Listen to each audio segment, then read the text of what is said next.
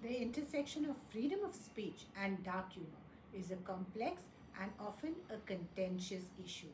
While freedom of speech is a fundamental right in many democratic societies, dark humor can often push the limits to what is socially acceptable.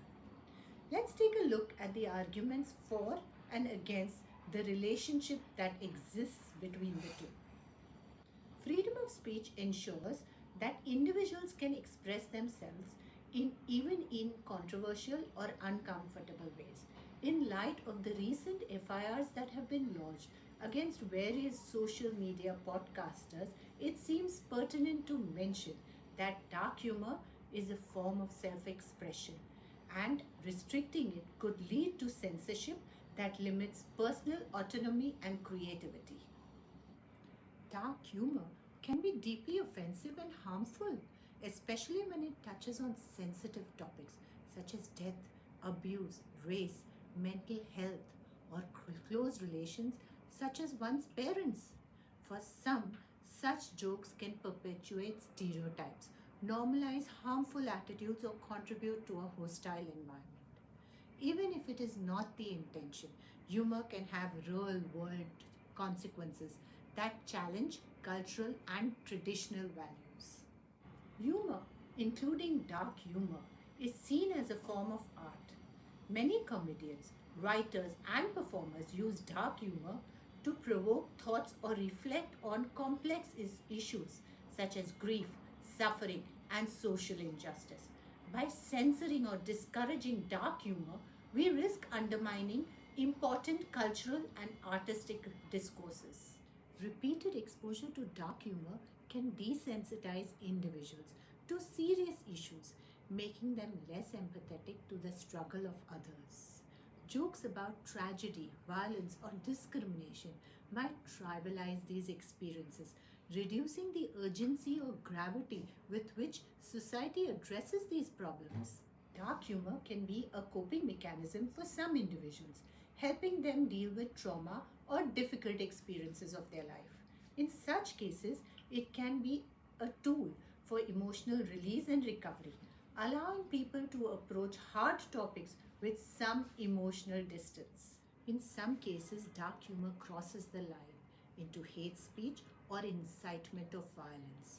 While humor is often protected as free speech, there are limits, particularly when it is used to encourage hatred, discrimination, or harm towards a particular group.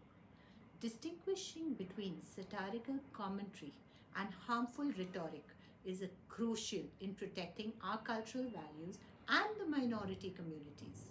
Humor often challenges societal norms and calls attention to hypocrisy, contradictions, and injustices. Dark humor can be a way to criticize authority, question societal standards, or highlight uncomfortable truths. Protecting freedom of speech allows humor to continue, serving as a vehicle for societal change. Dark humor can perpetuate stigma around mental health issues or create an atmosphere where it is difficult for individuals to talk about their struggles. Jokes about depression, suicide, or trauma may discourage people from seeking help or feeling comfortable about expressing their pain. If we even start limiting dark humor, where does it stop? If people begin to censor humor based on discomfort, it could lead to broader restrictions on speech. Protecting dark humor helps preserve a space for people to question and critique various facets of society.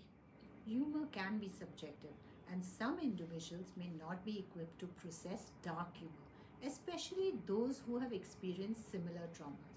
For instance, a person who has lost a loved one may find dark humor about death particularly painful.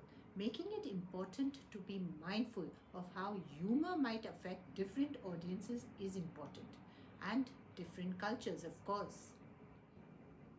While freedom of speech is a cornerstone for democratic societies, it is often recognized that it's not absolute.